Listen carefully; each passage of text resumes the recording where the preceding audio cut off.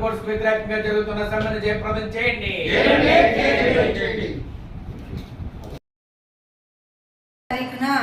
అఖిలపక్ష కార్మిక సంఘాల పిలుపు మేరకు లేబర్ కోడ్స్ రద్దు చేయాలి అని దేశవ్యాప్త సమ్మె జరుగుతోంది.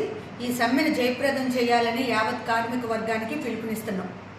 మోడీ వచ్చిన తర్వాత కార్పొరేట్స్ వాళ్ళ ప్రయోజనాలు తప్పితే కార్మికుల హక్కుల కోసం ఏమాత్రం కూడా శ్రద్ధ పెట్టడం లేదు.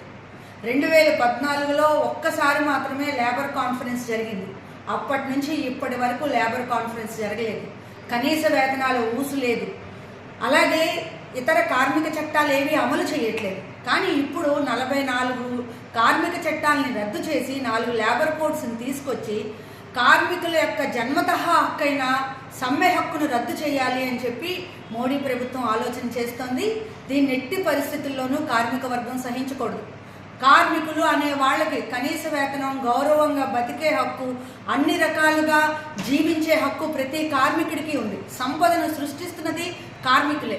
ఆ కార్మికుల యొక్క హక్కుని కాలరాసే విధంగా, వాళ్ళని బానిసలుగా చేసే విధంగా, మొత్తం కార్మిక వర్గాన్ని సంకెళ్లతో బిగించే విధంగా ఈ 4 లేబర్ కోడ్స్ని తీసుకొచ్చారు. పని గంటలు పెంచారు, కనీస వేతనాలు ఊసలేదు, సమ్మె చేసే హక్కును కాలరాస్తున్నారు. ఆ పిఎఫ్ ఈఎస్ఐ ఎగ్గొడితే అడిగే దిక్కు లేదు.